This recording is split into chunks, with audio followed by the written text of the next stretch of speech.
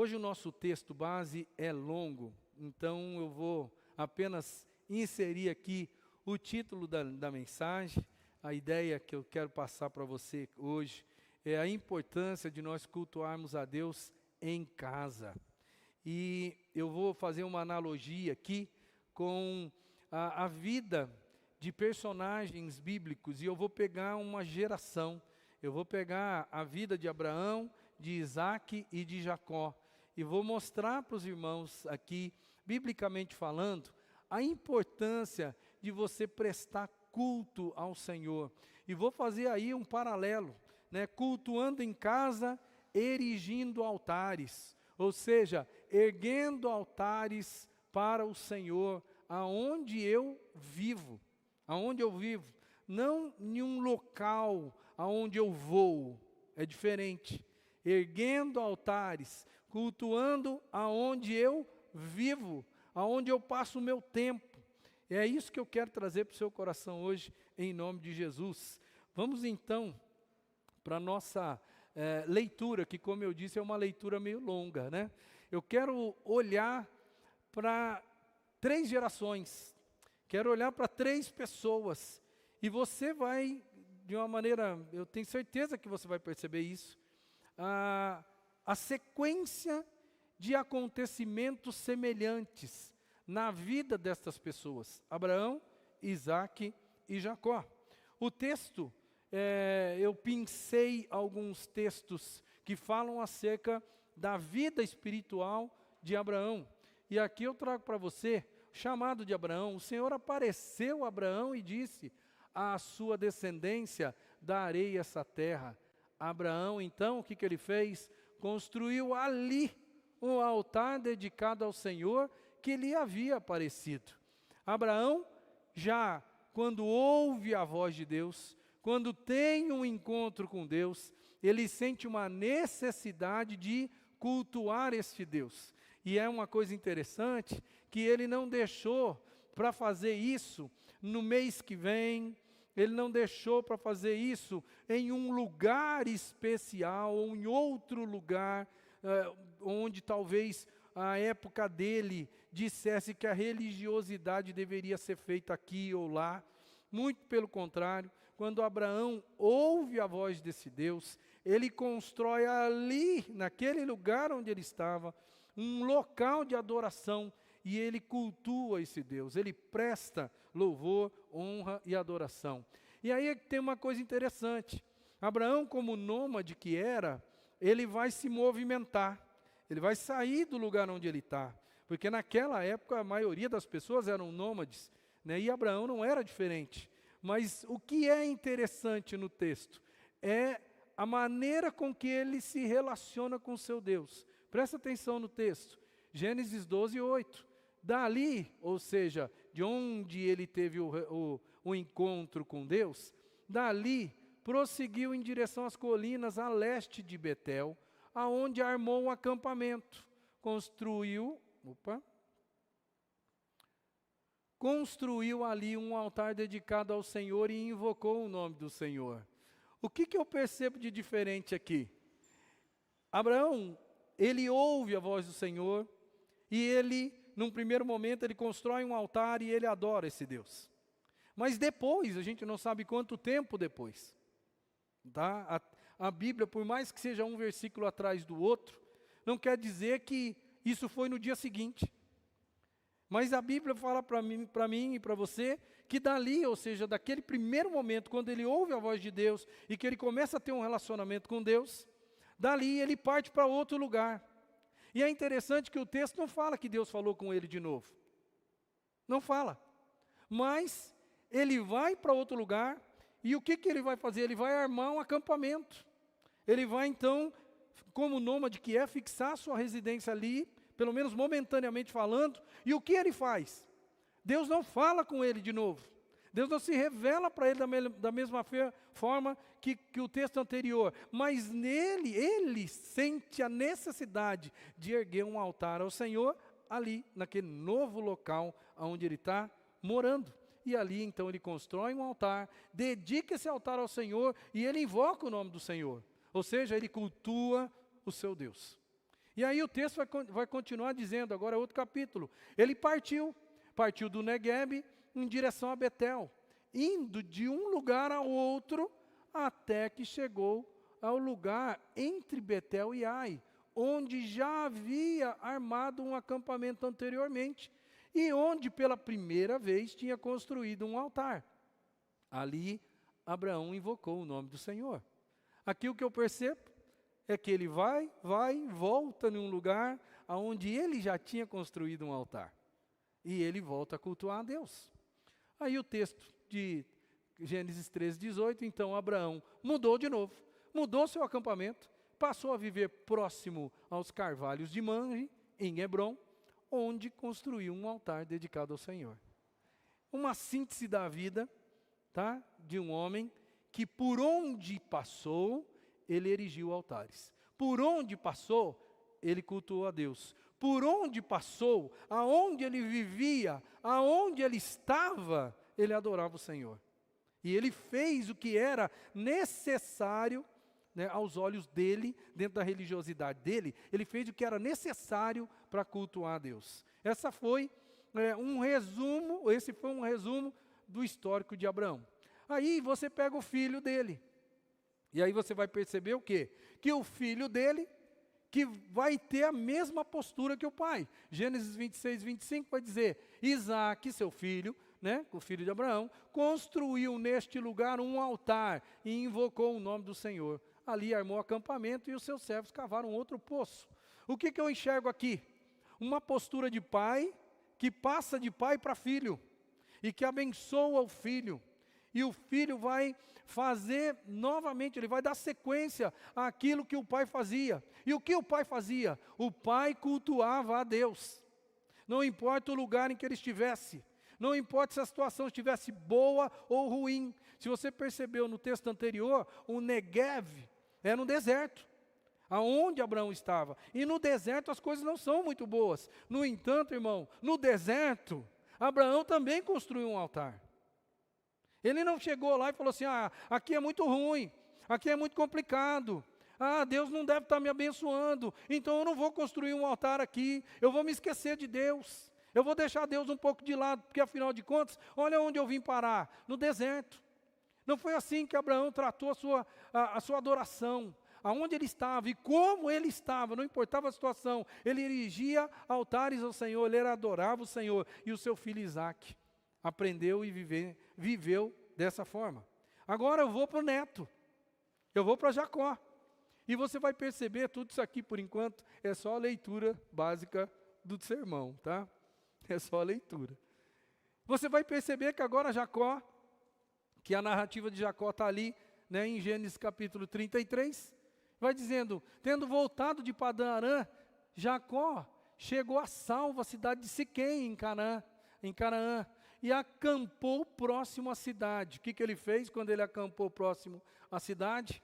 Ali edificou um altar. Ele chamou Elohe Israel. Por que Jacó fez isso? Porque o seu avô fez isso. O seu avô tinha Deus caminhando com ele. E isso foi passando de geração em geração. E Jacó agora, neto de Abraão, ele tem essa postura, irmão, de adorar o Senhor. E aí vai ser uma recorrência na vida dele. Gênesis 35:1, Deus disse a Jacó, suba a Betel e se estabeleça lá. E faça um altar ao Deus que lhe apareceu quando você fugia do seu irmão Esaú. E ele fez. Gênesis 35:3, venham, vamos subir a Betel, onde farei um altar ao Deus que me ouviu no dia da minha angústia e que tem estado comigo por onde tenho andado. E Gênesis 35:7, neste lugar construiu um altar e lhe deu o nome de El-Betel, porque ali Deus havia se revelado a ele quando fugia do seu irmão. Você percebe aqui na leitura bíblica que existe um padrão de adoração que vai passando de geração em geração.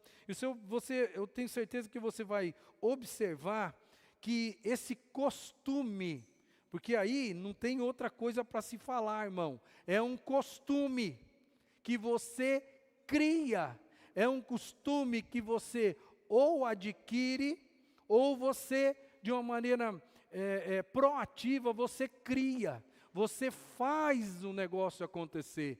E você como pai, você como avô talvez o tempo já não seja possível agora, né? Você criar uma metodologia que vai influenciar o seu neto.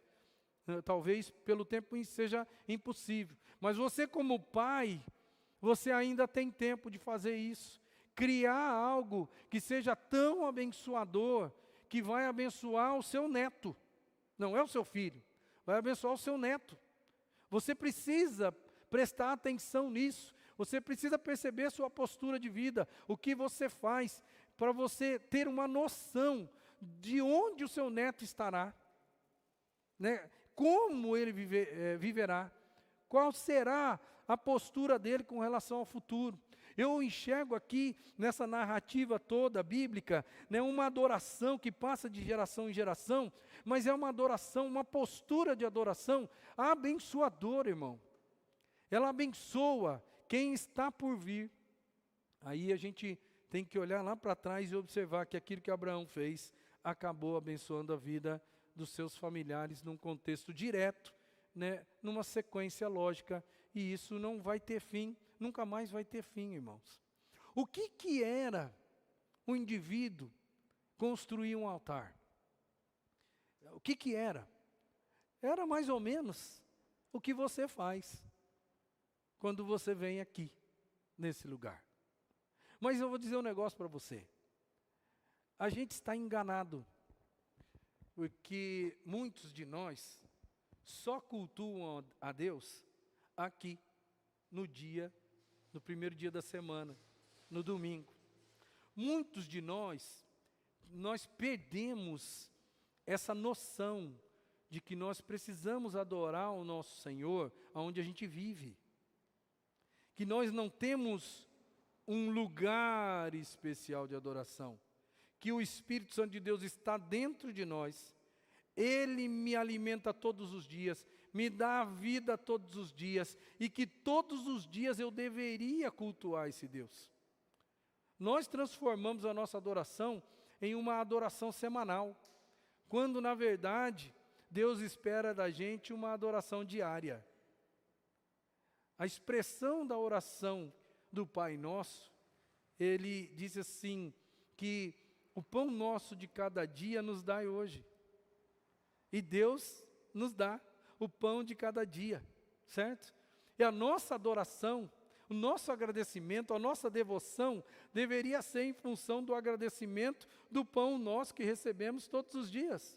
Mas a igreja, ela convencionou que nós temos que adorar o Senhor em um dia pré-determinado, num horário pré-determinado, num lugar pré-determinado. E isso moldou a nossa adoração.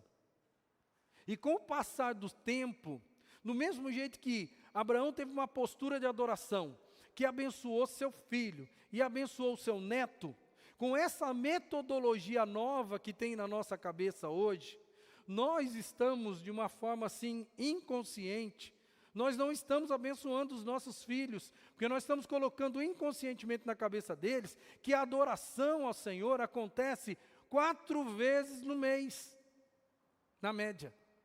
Nós vivemos 30 dias no mês, mas nós adoramos a Deus 4 vezes no mês, porque nós vamos à igreja, ao culto nesse tempo.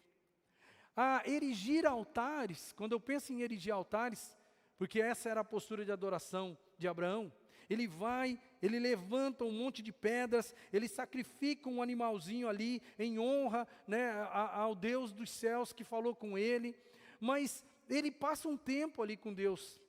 Ele não é só uma coisa ritualística, não. Ele vai ali, ele tem aproximação, ele de uma maneira ativa, é ele quem vai,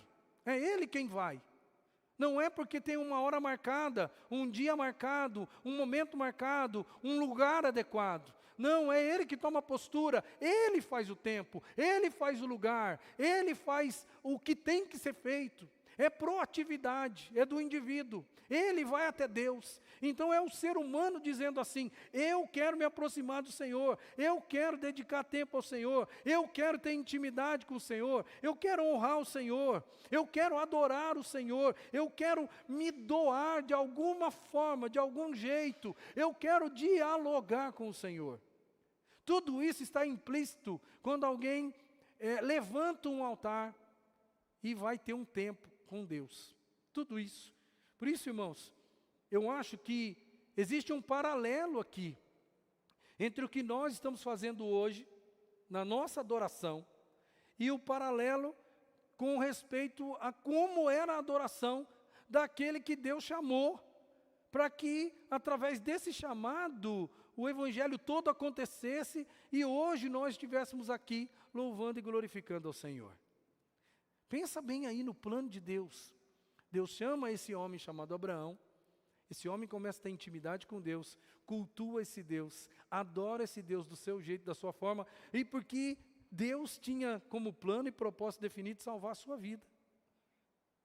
Se você está aqui hoje, é porque um dia Deus bateu um papo com Abraão e falou assim: eu vou começar um negócio aqui, porque eu quero abençoar a vida do fulano de tal, lá no ano de 2022. Deus inicia esse processo de aproximação.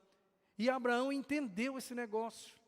Ele foi em busca do Senhor, ele erigiu altares. O problema é que nós, eu e você, nós perdemos o costume de adorar o Senhor aonde nós estamos. Nós convencionamos que a nossa adoração é feita nesse lugar aqui, ó.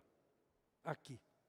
4 paredes, é nesse ambiente, é nesse lugar que nós convencionamos que é o lugar, é o nosso lugar de adoração. E nós perdemos a coisa mais importante da essência do cristianismo, que é vivermos, andarmos com Deus, cultuarmos ao Senhor todos os dias, em todos os lugares. Eu fiz aí um paralelo figurativo para você entender aí como que a coisa acontecia antes e como que nós julgamos que ela é hoje. Porque para nós é um momento de adoração, por isso que eu sempre falo aqui, nos cultos, é o nosso momento de adoração coletiva. E isso está implícito que, se existe um momento de adoração coletiva como igreja, existe um momento de adoração individual como igreja. Agora eu vou perguntar para você, existe um momento de adoração individual da igreja? Praticamente falando, existe? Não existe. Não existe no 100% da igreja.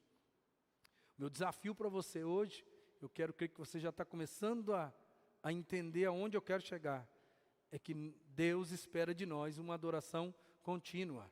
Ah, eu estou aqui, eu vivo aqui, eu adoro aqui. Ah, hoje eu não vivo aqui, hoje eu vivo lá, eu adoro lá. Ah, hoje eu moro aqui, eu adoro aqui. A gente perdeu isso. Quando eu digo a gente, eu me incluo nesse negócio. Sabe por quê? Porque eu também não tive um pai e uma mãe que tiveram um costume, formaram em mim como pessoa cristã, formaram em mim uma necessidade de cultuar a Deus, ou pelo menos ter o meu momento de culto a Deus todos os dias. E eu não estou fazendo isso com a minha filha porque eu aprendi errado e eu estou passando errado para frente. Estou passando errado. Eu estou convencionando que nós temos um lugar. Qual que é o lugar? É o templo, né? Eu tenho um lugar, esse momento aqui, esse lugar aqui. Eu tenho as pessoas que ministram o culto. Olha só que interessante. Você, quando saiu da sua casa hoje, você pensou em que música você gostaria de cantar para Jesus hoje? Você pensou nisso? Vamos falar a verdade. Por que você não pensou? Vamos só raciocinar sobre o nosso culto. É o nosso culto, irmão. É o seu culto a Deus. Você sequer teve o problema, se é que eu posso assim dizer, o problema, a dificuldade de pensar que música que você ia cantar para Jesus hoje. Por quê? Porque nós, inconscientemente falando, nós terceirizamos o culto. Não sou eu que me aproximo de Jesus. Eu vou à igreja. Eu vou à igreja, eu vou ao templo, melhor dizendo, e eu chegando lá, eu não tenho nem que pensar o que eu vou fazer para Jesus, porque alguém pensou por mim. Alguém pensou por mim. Essa semana, alguém do corpo, que nesse caso, no nosso caso hoje, nessa semana foi o Jader. Obrigado, Jader, porque você pensou por mim. No que nós deveríamos cantar para Jesus aqui. Mas foi o Jader, não foi eu. Você está entendendo que tem algo errado aí? Nós terceirizamos o negócio. Então a gente fala, vocês são bons nesse negócio aí, então você pensa por mim. E você traz a música para mim, e traga bonitinha. Traz com uma letra aqui para eu poder enxergar, cantar, tá? Traz um negócio bem caprichadinho. E tem outra, toca bonitinho, porque eu não gosto de música ruim. Nós terceirizamos o negócio. E aí, olha como que a coisa está. Olha como que a coisa está. Você também não precisa mais estudar a Bíblia. Por que você não precisa estudar a Bíblia? Porque tem alguém que estuda a Bíblia para você, que sou eu.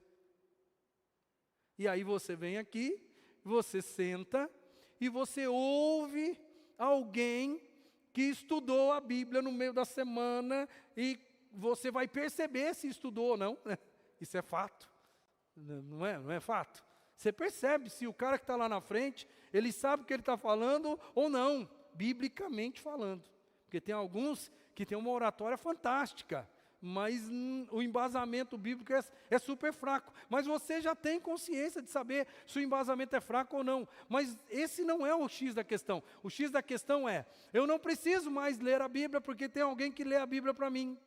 Eu não preciso mais ficar ali em cima do texto bíblico.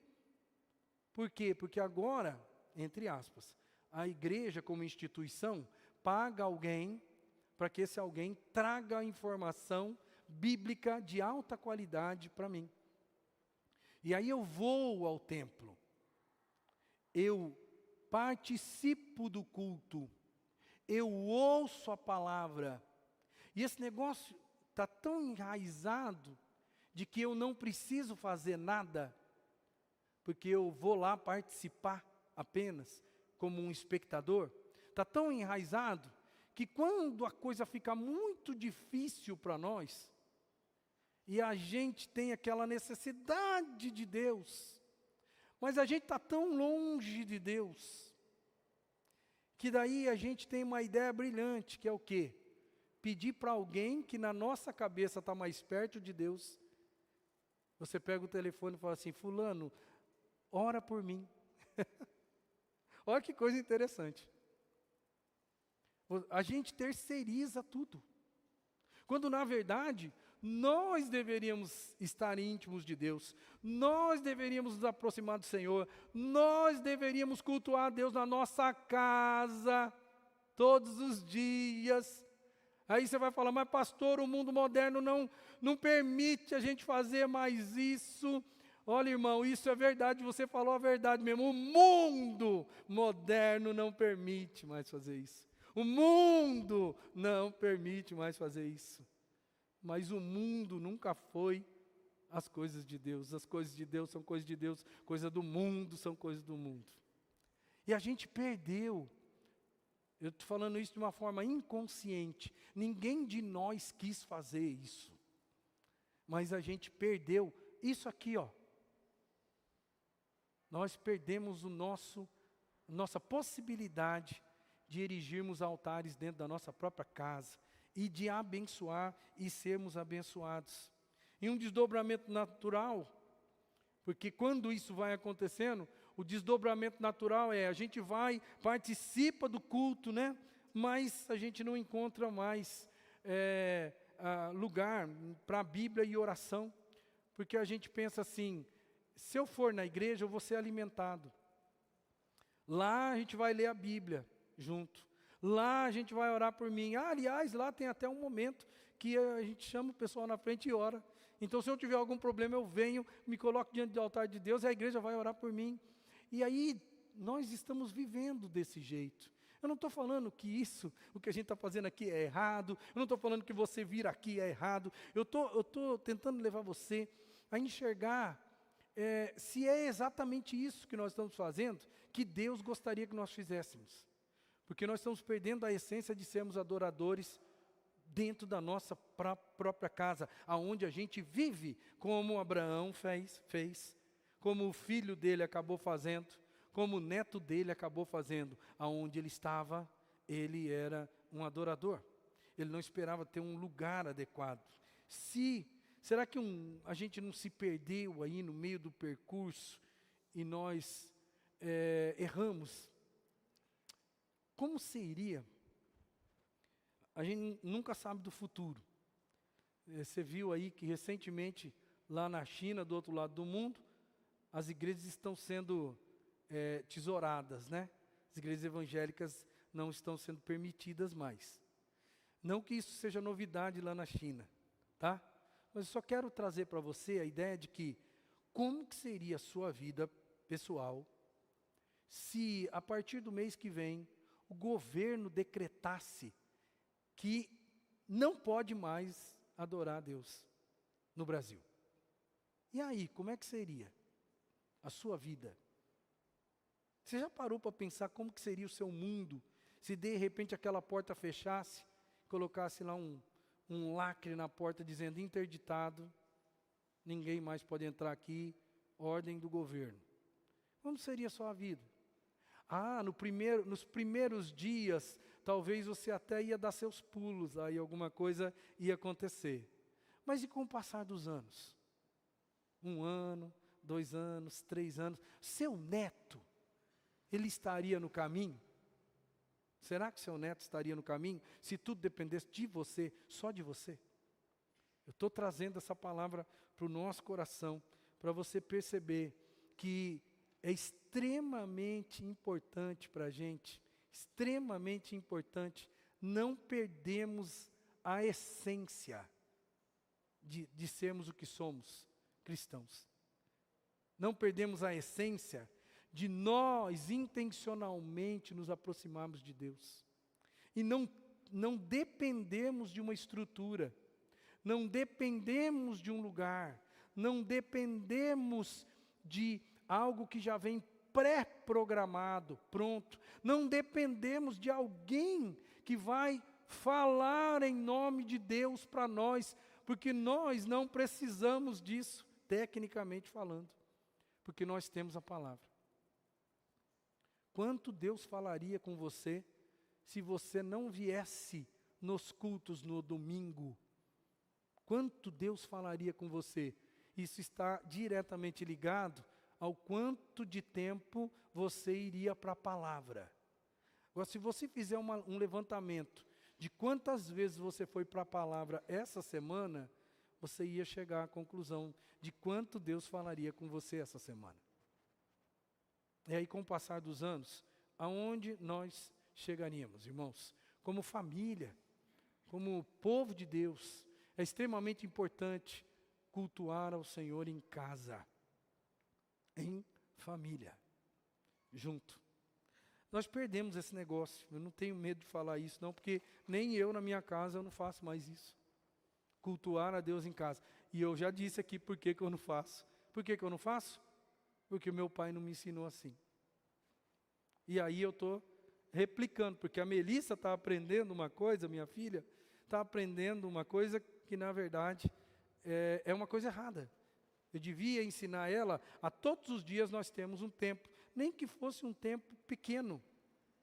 E se não desse para ser todos os dias, irmãos, que fosse dia sim, dia não. Se não pudesse ser de 2 em 2 dias, ou quem sabe de 3 em 3 dias, mas ela tinha que ver essa experiência cultica acontecendo dentro de casa, para que ela não enxergue a vida que A adoração a Deus é lá naquele lugar. Bastos Cordeiro, 421. A adoração a Deus é só se eu estiver com a igreja toda. Porque é isso que eu estou ensinando para ela. É inconsciente? É, mas é ensinamento. A vida da gente, ela vai ruindo por causa dos ensinamentos que nós estamos fazendo e não estamos enxergando o que estamos fazendo. Porque nós estamos ensinando, de qualquer forma nós estamos ensinando. Seja para o bem ou para o mal, nós estamos ensinando. E às vezes com coisas que na nossa cabeça nem tem muito a ver. Nem tem muito a ver. Mas na verdade tem. Eu vim aqui hoje só para dizer para você da importância de nós cultuarmos a Deus em casa. E quero te dar aqui alguns porquês. E espero responder para você de uma forma simples. Por que eu tenho que cultuar a Deus em casa? Primeiro, porque isso identifica a gente. Isso nos identifica. A Bíblia não fala que Josué chegou um momento na história da vida dele que ele teve que tomar uma postura pública. Postura pública. E ele disse assim, vocês resolvam a vida de vocês. Se vocês não quiserem adorar a Deus e quiserem adorar os deuses dos cananeus, vocês adorem. No entanto, eu e a minha casa, não sou eu e a minha casa serviremos, no plural, ao Senhor. Ele como chefe da família, ele como indiretamente, o líder espiritual da sua casa, porque ele chamava para si essa responsabilidade, ele respondeu no plural, se responsabilizando pela sua família. Ele disse de uma maneira pública, e isso identificou ele diante daquele grupo. Ele disse de que lado ele estava e aonde ele ia ficar. Irmãos, isso é muito importante. O próprio Cristo, quando esteve conosco, ele falou para a gente uma coisa, que às vezes a gente conversa muito sobre isso, mas a gente não percebe o que ele queria falar de verdade.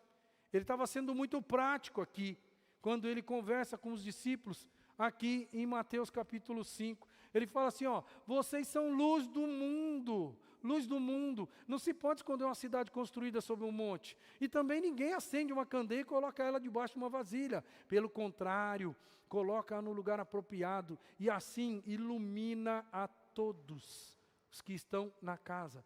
Assim, brilhe a luz de vocês diante dos homens, para que vejam as suas boas obras e glorifiquem ao Pai de vocês que está nos céus.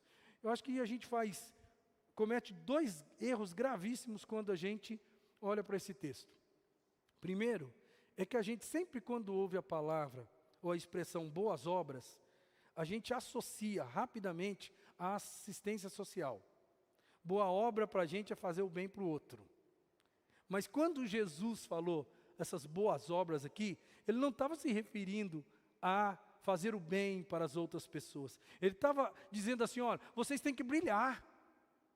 Vocês têm que brilhar e a vida de vocês tem que ser um brilho. Todas as coisas que vocês fazem precisam ser coisas boas, coisas dignas de serem imitadas.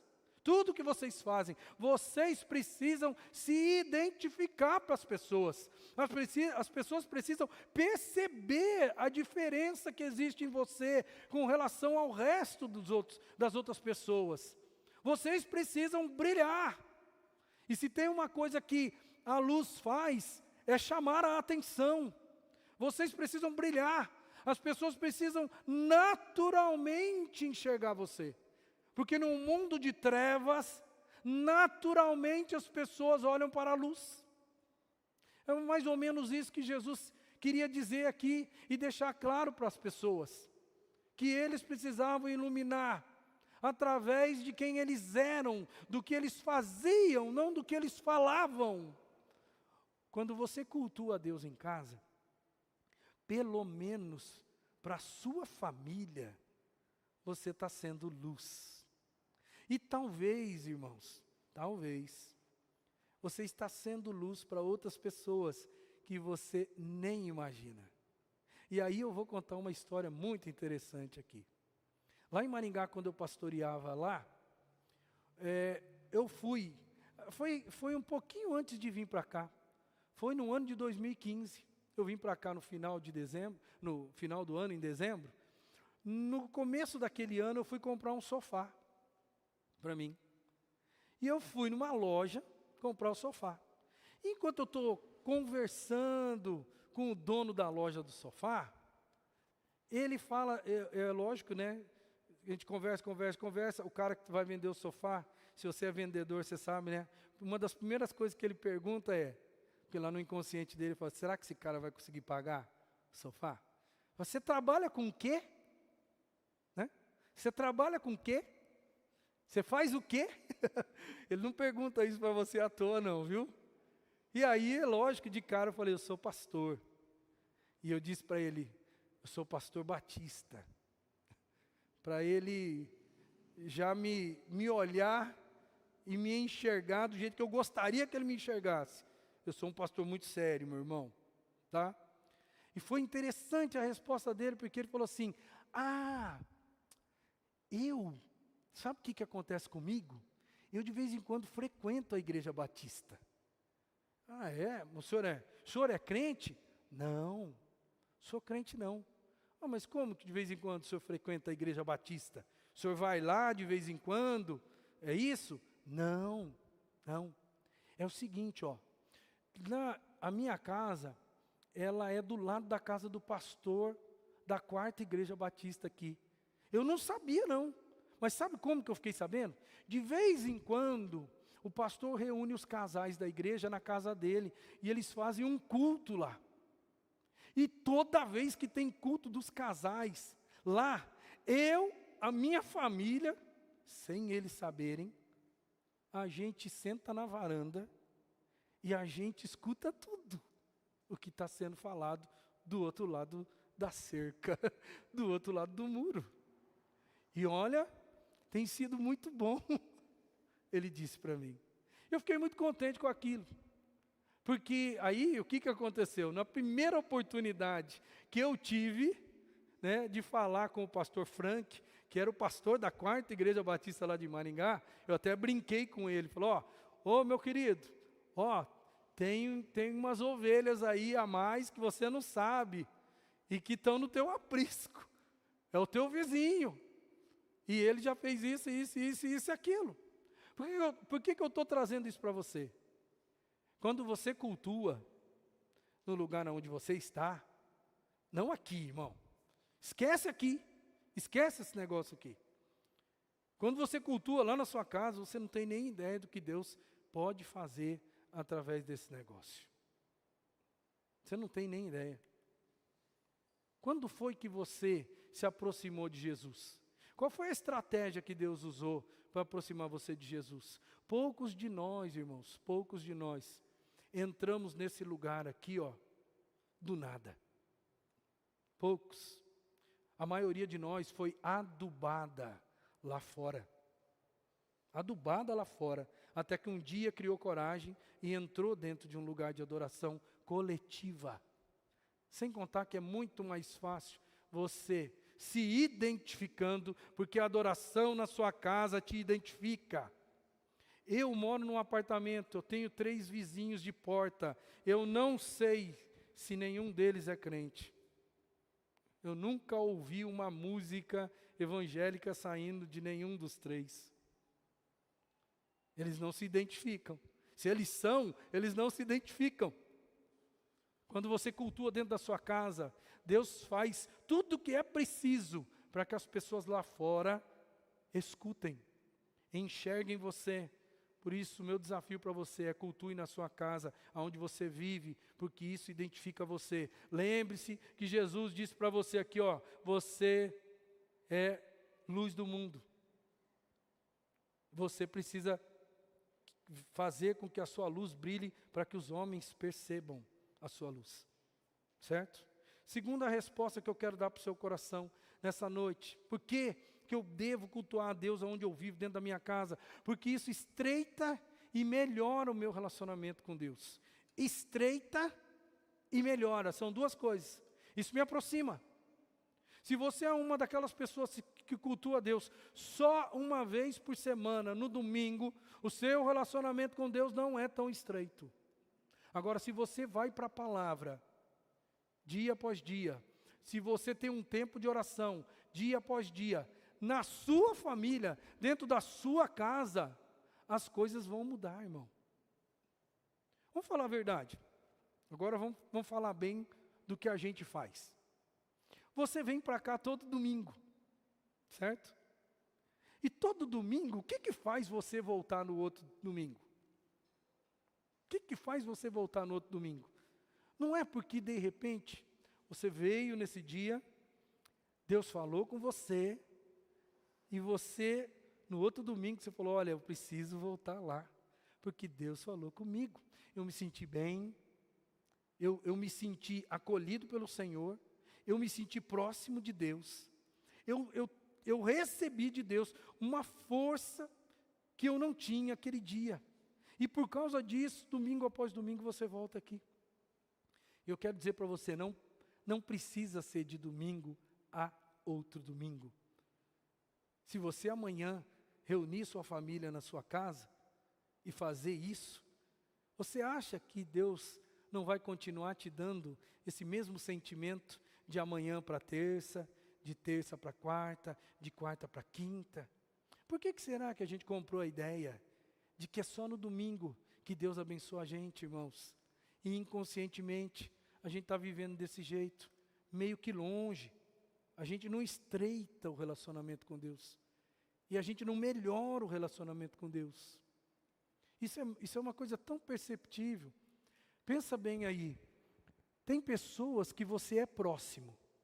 E com essas pessoas que você é próximo, você tem uma qualidade de relacionamento diferente daquelas pessoas que você está mais longe delas. Não é assim? Você acha que com Deus é diferente? Não é diferente. Você precisa estreitar. Você precisa ter uma melhora na sua qualidade de relacionamento. Você tem que ter a consciência de que Deus está com você todos os dias. A gente fala, o Espírito Santo está comigo todos os dias. Eu caminho com Ele, eu caminho na base dEle. Ele é a minha força, Ele é o meu socorro. Mas por que você não adora esse Deus todos os dias, então? Por que você não é capaz de tirar 5 minutos, 10 minutos da sua vida para você adorar a Deus todos os dias? Isso vai aumentar a tua conectividade. Isso vai aumentar o teu senso de pertencimento a esse Deus. Eu falei aqui para o Vitor agora há pouco, que a falta de proximidade com pai e mãe pode trazer problema na vida dele, porque eu disse para ele, eu quando estive longe de casa, eu quando não tinha que voltar para minha casa e ter um pai e uma mãe, que indiretamente eu batia o olho neles, e eu tinha que me reportar a eles, do que eu fiz, aonde eu fui, o que eu fiz, até que horas eu fiquei. Quando eu tinha um pai e uma mãe, e eu voltava e tinha um relacionamento diário com eles, a minha vida foi de um jeito. O dia que eu saí de casa e eu não tinha mais ninguém para prestar conta, foi por isso que os maiores erros da minha vida foram cometidos depois desse tempo. Porque eu não tinha mais conectividade, proximidade. Se você quer viver uma vida digna diante do altar de Deus, você precisa melhorar a sua qualidade de relacionamento com Deus. Ninguém tem um grande amigo. Porque esse é o nosso discurso, que Jesus é o nosso grande amigo, que Deus é o nosso grande amigo. Se eu vejo esse amigo apenas 4 vezes no mês, isso não bate com a prática. É conectividade. Quando você está perto de Deus, é tempo de reflexão, é tempo de você, em matéria de confiança, é tempo de você chegar diante de Deus e chegar ali e confessar os seus erros para o Senhor. Pensa bem, imagina que você amanhã, segunda-feira, você vai cometer um pecadão. A Bíblia não fala que tem pecadão. Eu só estou falando aqui para você conseguir entender onde eu quero chegar. Amanhã você vai ter um problema na vida e vai cometer um pecadão. E você vai ter que esperar domingo. Domingo. Porque domingo é o seu dia de encontro com Jesus. É o domingo que você vai vir e vai confessar diante de Deus: Senhor, eu quero aproveitar que eu estou aqui no culto. Estou lembrando daquele pecadão de segunda-feira. E Deus, hoje, já que eu estou aqui no culto, né, nesse clima gostoso, nesse clima espiritual, agora, Senhor, eu quero aproveitar esse momento e pedir perdão para o Senhor, pelo pecadão que eu cometi segunda-feira. É isso? Não é. Isso precisa acontecer. Isso precisa acontecer no mesmo dia. E para isso acontecer, eu tenho que me aproximar de Deus. E toda vez que eu me aproximo de Deus, irmãos, sabe o que está acontecendo? Um culto. É que a gente institucionalizou o culto. É que para nós culto tem que ter oração inicial, louvor, e tem que ser tocado, porque senão Deus não aceita. Louvor, momento de oração, momento da palavra, momento de confissão, momento de oração intercessória, momento de encerramento e bênção apostólica ao final do culto. A gente colocou na cabeça que culto tem que ser desse jeito.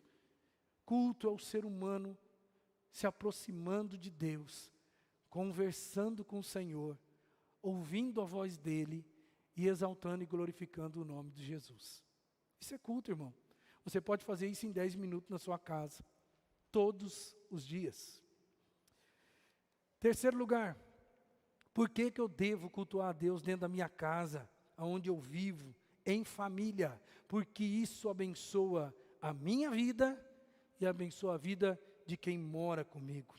Você percebeu no texto base, eu não vou gastar muito tempo com isso. Você percebeu no texto base? O que Abraão fez, abençoou o neto dele. Porque o neto dele participou dos cultos com ele. Avô, com ele. Ele cultuou a Deus junto com o filho e depois cultuou a Deus, certamente, junto com o neto. De alguma forma isso aconteceu, em algum período da história da vida deles aconteceu. Ou seja, a postura de um abençoou os outros, irmãos. Por que as nossas famílias estão em frangalhos hoje, despedaçadas? Por quê?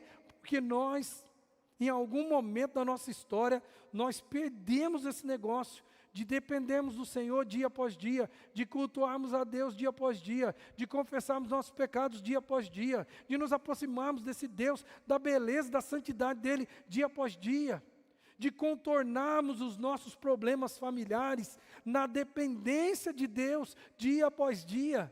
A gente faz o quê? A gente vai como família tendo problema, porque toda família tem problema. Eu estou tentando convencer minha filha disso, né? Sempre que acontece algum quiprocó aqui, ali, lá, eu falo: tá vendo, filha, família é tudo igual.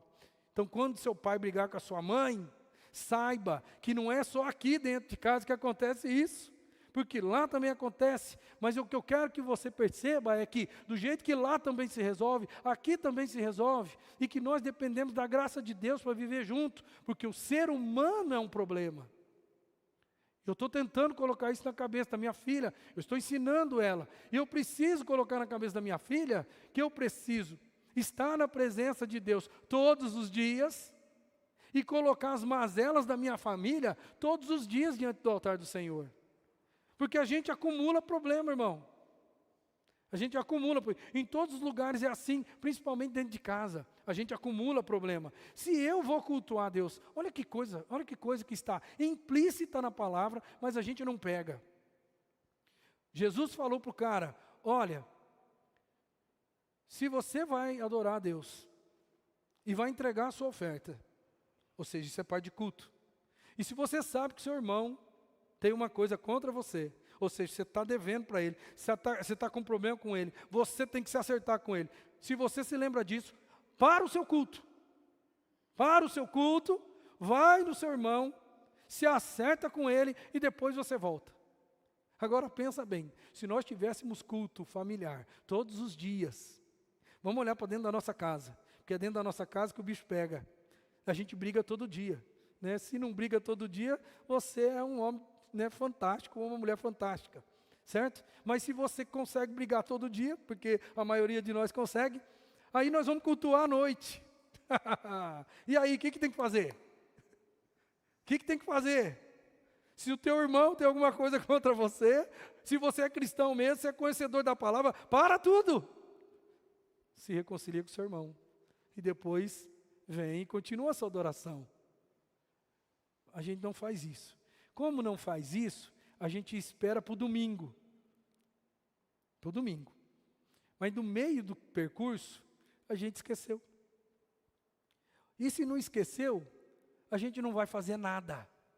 A gente não vai nem dar bola para o que Jesus disse. Porque Jesus disse, ó, não adianta você vir cultuar aqui, se você sabe que você fez algo mal para alguém, e você não amou aquela pessoa o suficiente para pedir perdão para ela. E a gente vem cultuar a Deus uma boa, pensando que está tudo certo. Imagina a bênção que seria, se entre família, pelo menos. Porque se tem uma coisa legal de família, é que do mesmo jeito que a gente vai lá em cima, né, a gente vai lá embaixo de novo, né, a gente volta. Porque a gente ama aqueles bichos. Não é mesmo?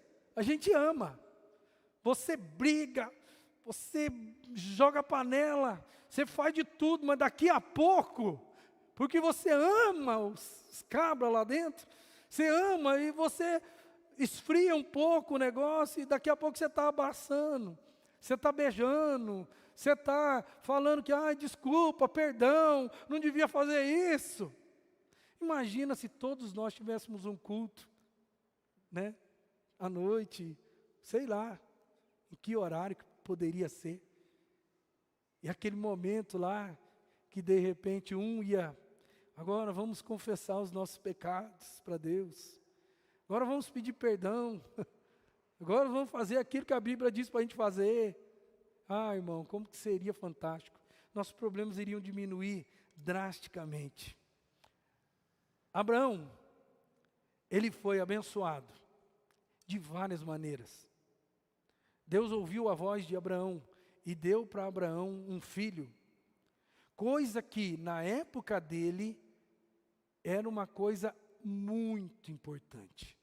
Se hoje para nós ter um filho, homem ou mulher no caso, é muito importante, é legal, faz bem para a alma. Naquela época, além de tudo que a gente vive hoje, tinha ainda o peso do lado social, de ter que ter um filho, e de ter que ter um filho homem, para continuar a posteridade do pai. Um cara que não tinha um filho homem, ele era mal visto espiritualmente, porque as pessoas iriam comentar assim, Deus não abençoou ele. Se Deus não abençoou, é porque tem algo errado.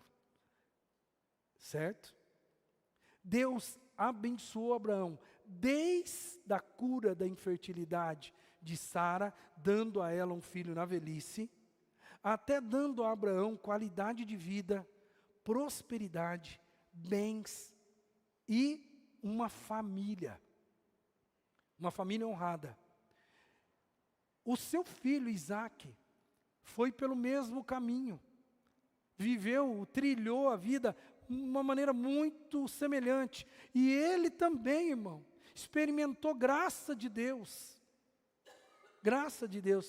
e Jacó, embora tenha tido todos os percalços na vida dele, embora tenha feito muita besteira na vida, mas mesmo assim, no final da sua história, você vai ver um homem que é abençoado por Deus, que é próspero, que vai para frente, que é abençoado. Tudo isso começou porque Abraão começou a ter um relacionamento com Deus, aonde ele estava. E ele foi passando isso. Isso abençoou a vida da família dele de uma maneira muito, muito grande. Isso pode acontecer na sua história também. E talvez só não esteja acontecendo porque você está terceirizando a sua adoração. Porque você só está adorando a Deus no domingo. Pior de você, pior de você que ainda costuma faltar no domingo. Porque se você não adora no domingo e falta o outro, vão ser 2 semanas longe de Deus. E aí você vai, talvez até querer dizer para você mesmo, e querer dizer para os outros, não, mas eu estou em oração contínua com Deus. Ah, está em oração contínua com Deus. Estar em oração contínua com Deus não é culto. Não é culto.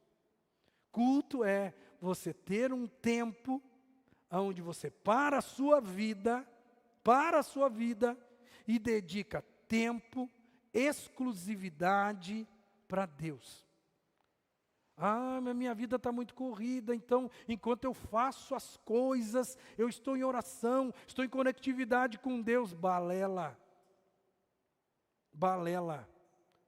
Você está falando isso para você não ter um senso de culpa. Você está se auto-iludindo, porque você não está cultuando a Deus, você está forçando Deus dentro da sua agenda. Isso não é culto. Culto é você parar a sua vida e dedicar tempo para o Senhor. Tempo de qualidade para o Senhor. Isso é culto.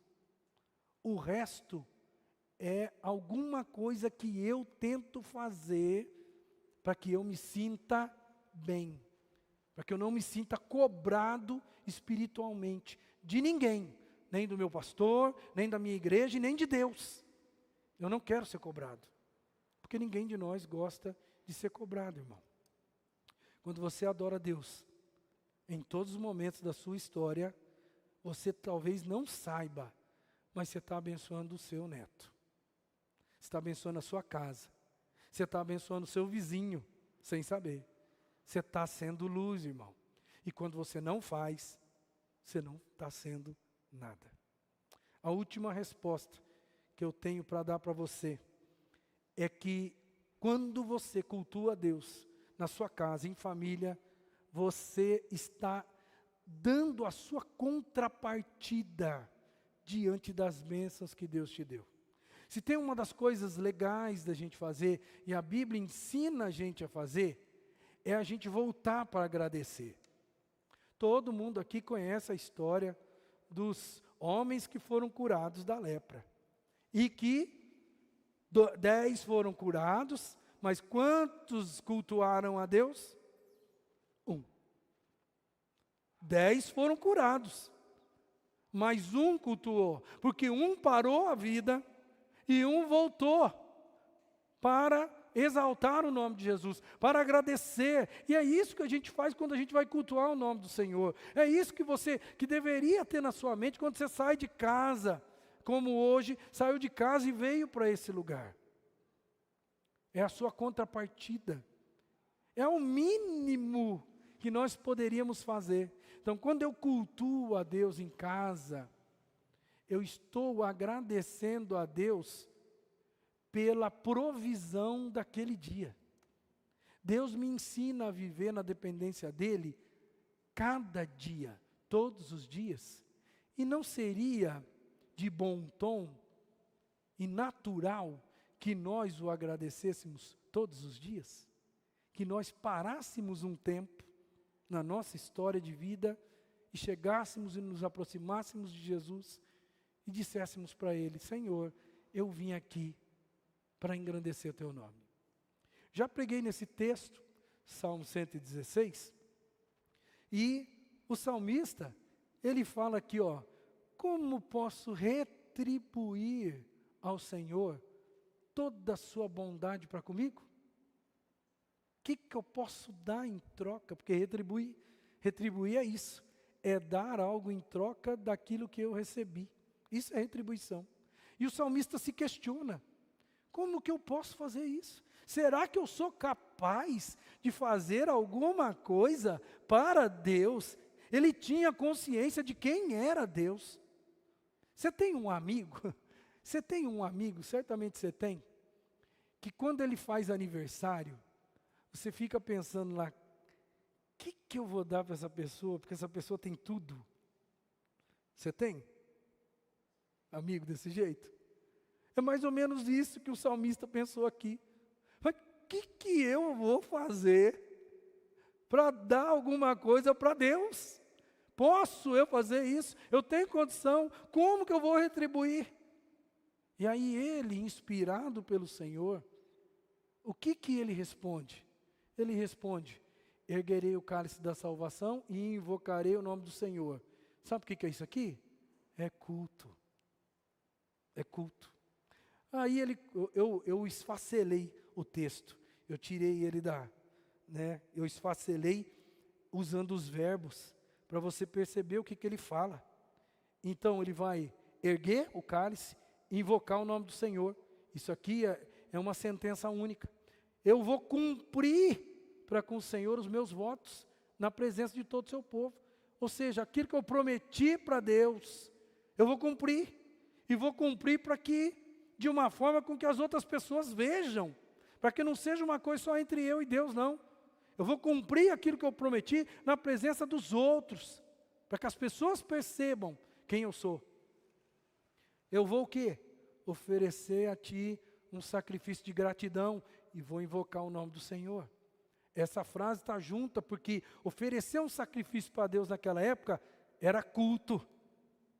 Era o cara chegar e fazer o que o ritual da época exigia do indivíduo. Não compareça perante mim de mãos vazias. Venha e faça aquilo que precisa fazer. Tem um ritual para ser cumprido. Isso é com olhos veterotestamentários, tá? Ou seja, não adianta vir aqui e não trazer o que eu pedi na lei de Moisés. Venha e cumpra aquilo que você sabe que precisa ser cumprido. Não venha aqui ficar lá parado na porta do templo, olhando os outros cultuarem a Deus. Venha e faça aquilo que você prometeu. É isso que o texto indiretamente ensina a gente. O salmista chegou a essa conclusão. Cumprirei para com o Senhor os meus votos, na presença de todo o seu povo, nos pátios da casa do Senhor, no seu interior, ó Jerusalém. Aleluia. Você vê que o dilema dele, quando ele pergunta, como que eu vou retribuir a Deus? Tudo está resumido em uma coisa, eu vou cultuar a Deus. Isso não pode ser feito uma vez por semana. Isso precisa ser feito no nosso dia a dia, meus irmãos. Quero encerrar essa palavra para o nosso coração. Cultuar a Deus em família, dia a dia, é essencial para você e é essencial para a sua casa. Quer ter um lar abençoado? Quer ter um lar primoroso? Comece a fazer esse negócio e comece a fazer o mais rápido possível. Se você está convicto disso, se Deus convenceu o seu coração hoje de que você precisa começar a mudar sua postura de adoração, a igreja vai lançar um desafio no mês de maio. Mês de maio, nós batistas comemoramos mês da família. E nós encomendamos uma revista, e essa revista aqui é uma coisa muito simples. Ela tem um devocional de uma página por dia, para que a gente comece a pegar o costume, porque não vai ser fácil, você não está acostumado a fazer isso. Você vai ter uma dificuldade tremenda de arrumar um horário para você reunir sua família. Uma página, você está vendo isso aqui, ó? Isso aqui é um dia. Se você ler isso aqui, se você ter um tempinho de oração, você vai dar o start inicial a um processo de retorno a esse negócio, de voltar a ter uma adoração genuína na sua casa todo dia. 31 dias.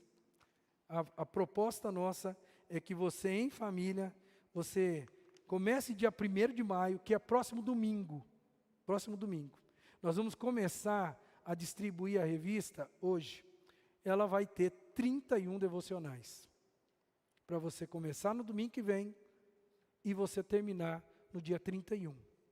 E para facilitar ainda mais a sua vida, os nossos pequenos grupos multiplicadores, da primeira semana de maio para frente, eles, em 3 momentos deles, os temas, o roteiro vai sair daqui de dentro.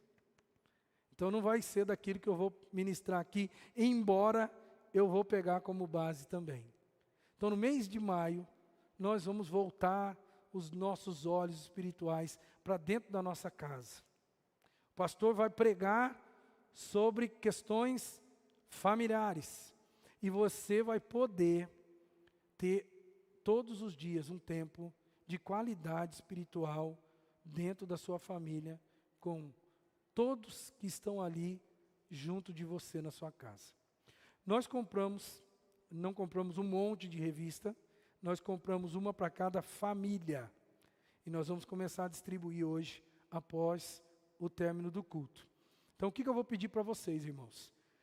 Na hora de você ir embora, você representando sua família, você vai pegar uma revista com a Cíntia está até se dirigindo lá, porque ela já está com as revistas ali.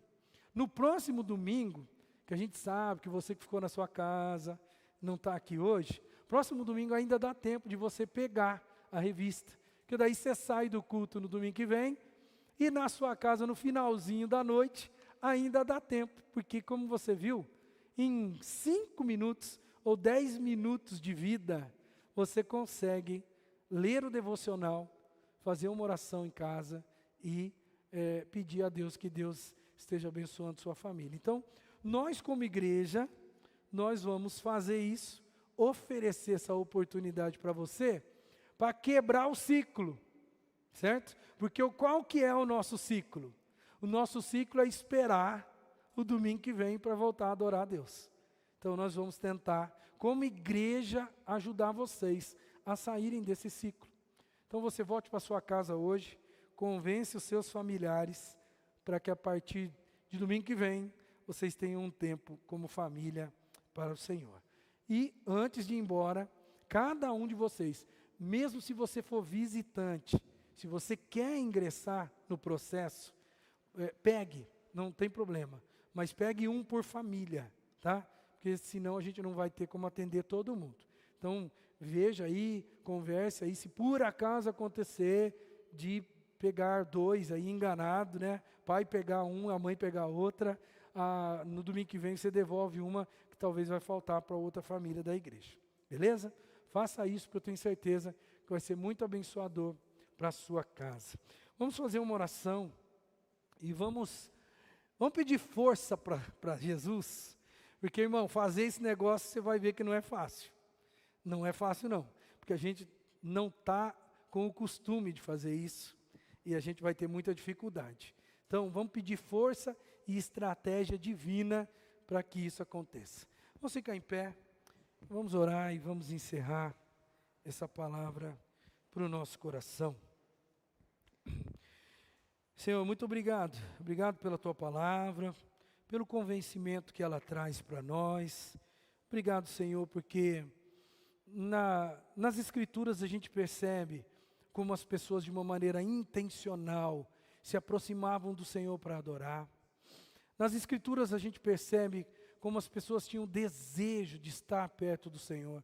Pessoas especiais, biblicamente falando, eram aquelas parecidas com Davi, que por causa do estilo de vida que tinham, permaneciam na Tua presença, louvavam o Senhor com o talento que tinha, né? Tinha intimidade contigo, e um dia o Senhor fez desse pequeno pastor de ovelhas, o Senhor fez dele um rei, um grande rei.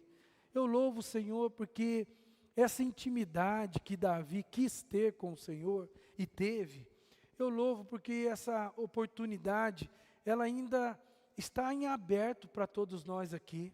Eu peço em nome de Jesus, que o Senhor convença os nossos corações, para que a gente tenha condições de separarmos um tempo no nosso dia a dia, para dedicarmos de uma forma exclusiva ao Senhor.